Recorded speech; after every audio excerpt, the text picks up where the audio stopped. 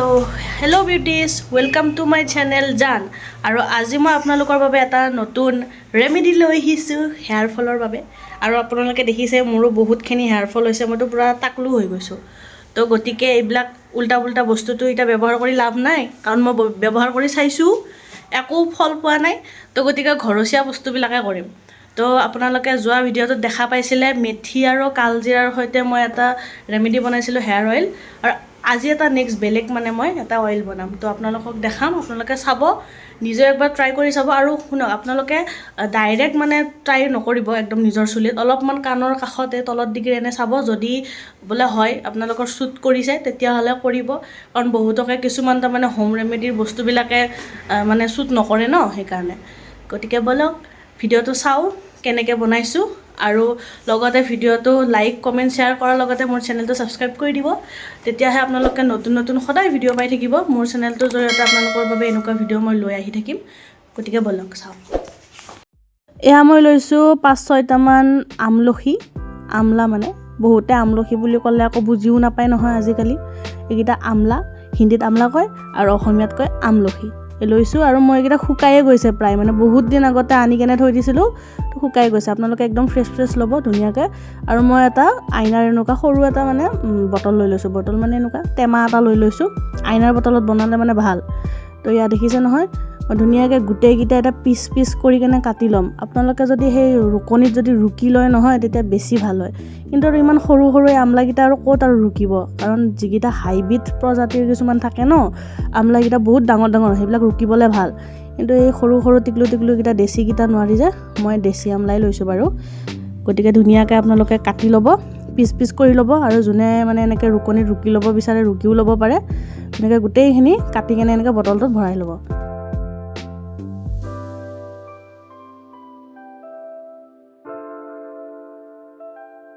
আৰু এতিয়া মোৰ পিচ কৰি কেনে হৈ গ'ল, আপোনালোকে দেখা পাইছেই, দেখিছেনে কিমান সৰু সৰু টিকলু পিচ কৰি লৈছোঁ। আৰু ৰুকি ল'লে বেছি ভাল আছিল, বাট এনিৱে মই ধুনীয়াকৈ সৰু সৰুকৈ কাটি লৈছোঁ, দেখা পাইছে আপোনালোকে। এতিয়া মই ইয়াতে ব্যৱহাৰ কৰিম খাটি সৰিয়হৰ তেল। এইটো কিন্তু আপোনালোকে হেৰি বুলি নাভাবিব আকৌ, ঔষধ বুলি ভাবিব পাৰে, কিন্তু ঔষধৰ বটলত মোক মামীয়ে ভৰাই দিছিলে।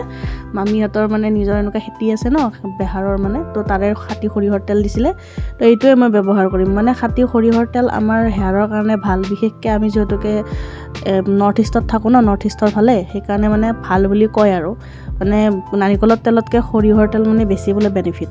তো এইকাৰণে ময়ো লৈছোঁ ধুনীয়াকৈ। কিন্তু আপোনালোকে কিনা সৰিয়হৰ তেল এইবিলাক ব্যৱহাৰ নকৰিব, তাতে কিবা কিবি বহুত কেমিকেল মিক্স কৰে, হয়তো আপোনালোকৰ এক্সট্ৰা হেয়াৰ ফলহে হ'ব পাৰে। তো যদি গাঁৱৰ তেনেকুৱা আপোনালোকে পায় পূৰা খাটি পূৰা পিয়'ৰ, তেতিয়াহ'লে সেনেকুৱা সৰিয়হৰ তেল আপোনালোকে ইউজ কৰিব পাৰে। মই এতিয়া ধুনীয়াকৈ সাফৰটো মাৰি ল'ম, লৈ কেনে প্ৰায় 3-4 দিনমান মই এনেকৈয়ে ৰ'দত অলপমান দি থৈ দিম। সদায় এনেকৈ 3-4 দিন ৰ'দত আপোনালোকেও দি থৈ দিব, তেতিয়াহে আমলাত যিখিনি থকা আমলখিত যিখিনি আপোনালোকৰ গুণ আছে সেইখিনি গোটেইখিনি এই তেলটোত আহি যাব। তো এনেকৈ ধুনীয়াকৈ দি থৈ দিব 3-4 দিনমান, আৰু 3-4 দিনমান পিছত মই লগাই কেনে দেখাই আছোঁ। চ' ফাইনেলি আজি মোৰ হেয়াৰ অইলিং ডে।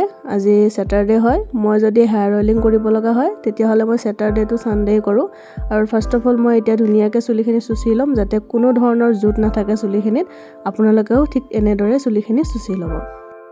আৰু এতিয়া মই যে বনাই থৈ দিছিলোঁ অইলখিনি, আজি 3-4 দিন যে ৰ'দত দিছিলোঁ আমলা অইলখিনি, এইখিনি মই এতিয়া লগাম। আৰু দেখা পাইছেনে কনচিষ্টেঞ্চি কেনেকুৱা হৈ গৈছে, একদম পূৰা ঠিক হৈ গৈছে, একদম আঠা আঠা যিটো সেই টাইপৰ হৈ গৈছে। আগতে কিন্তু অইলখিনি পাতল আছিল, বাট এতিয়া ডাঠ হৈ গৈছে আৰু ধুনীয়াকৈ লগাই লৈছোঁ। আপোনালোকেও ঠিক এনেদৰেই লগাই ল'ব। হয়তো আপোনালোকে অলপমান হাতৰ তলিত লৈ কিনে ধুনীয়াকৈও লগাব পাৰে। কৰিয়ে গ'ল মোৰ। আপোনালোকে যেনেকুৱা ইচ্ছা তেনেকৈ লগাব পাৰে, বাট মই হাতেৰে এনেকৈ লগাই কেনে ভাল পাওঁ অইলিং কৰি। আৰু কিছুমানে হয়তো ডাইৰেক্ট কটন লৈ কেনেও লগায়, বাট হাতেৰে কৰাটো বেছি ভাল।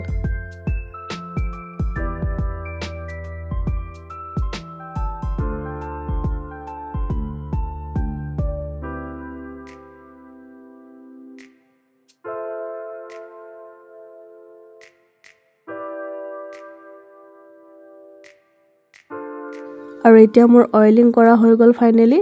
চ' এতিয়া মই অলপমান মাছাজ কৰিম। হয়তো কিছুমানে মাছাজ কৰিলে হেয়াৰ ফল বেছি হয়, বাট মই মাছাজ অলপমান কৰোঁ মানে অলপমান ৰিলেক্সিং মানে ফিল হয় তো আপোনালোকেও কৰি ল'ব আৰু মই ভিডিঅ'টো অলপ ফাষ্ট কৰি দিছোঁ তো গতিকে সববোৰ বস্তু অলপ ফাষ্ট দেখা পাই গৈছে তো ইফালদিকে মই ধুনীয়াকৈ এতিয়া চুলিখিনি বান্ধি ল'ম আৰু গোটেই ৰাতিটোৱে মই তেলখিনি লগাই থৈ দিছোঁ ৰাতিপুৱা ধুনীয়াকৈ ধুই দিম তো এতিয়া ধুনীয়াকৈ শুই উঠি ৰাতিপুৱা এতিয়া আমি হেয়াৰ ৱাছ কৰিম হেয়াৰ ৱাছ কৰাৰ কাৰণে ফাৰ্ষ্ট অফ অল আপোনালোকে ধুনীয়াকৈ 2-3 মিনিটমান এনে নৰ্মেল পানীৰে চুলিখিনি ধুই ল'ব কাৰণ আমাৰ অইলিং কৰা গৈছে ন তো অইলখিনি যদি এনেকৈ নৰ্মেল পানী দিও গুচি যায় তেতিয়া মানে বেছি শ্যাম্পু ইউজ কৰিব নালাগে আৰু মই শ্যাম্পুৰ কাৰণে ইউজ কৰিছোঁ জয় ফ্ৰুইটছৰ শ্যাম্পু আৰু সদায় আপোনালোকে মনত ৰাখিব যে শ্যাম্পু এনেকৈ পানীৰ লগত গুলি লৈ কিনে যদি আপোনালোকে ইউজ কৰে তেতিয়াহ'লে হেয়াৰ ফল কম হয় তো মই তেনেকৈয়ে লৈছোঁ আৰু এতিয়া ধুনীয়াকৈ গোটেইখিনি চুলিতে ভালকৈ শ্যাম্পুৰে মাছাজ কৰি কিনে ধুম যাতে যিমানবোৰ অইল আছে সেইবোৰ গোটেইখিনি এই শ্যাম্পুৰ লগতে গুচি যায় আৰু শ্যাম্পু কৰোঁতেও আপোনালোকে অলপমান এনেকৈ মাছাজ টেকনিকবোৰ ইউজ কৰিব পাৰে